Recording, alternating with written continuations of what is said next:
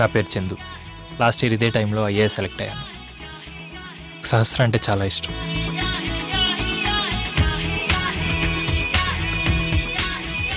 నువ్వు training finish చేసి మా నాన్నని కన్విన్స్ చేసి నన్ను పెళ్లి చేసుకుంటావు అనుకున్నాను. ఈ ఐఏఎస్ని మళ్ళీ సంపాదించగలను, కానీ అమ్మ నాన్నని ఇప్పుడు కాకపోతే మళ్ళీ కలవడం కష్టం. కానీ నీకు జాబ్ లేకపోతే మా నాన్న నీకు ఇచ్చి పెళ్లి చేయరు.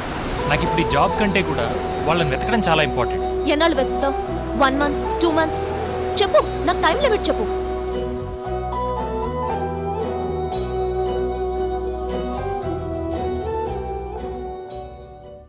కానీ మా అమ్మని కలిసిన తర్వాత నాకేం మాట్లాడాలో తెలియదు.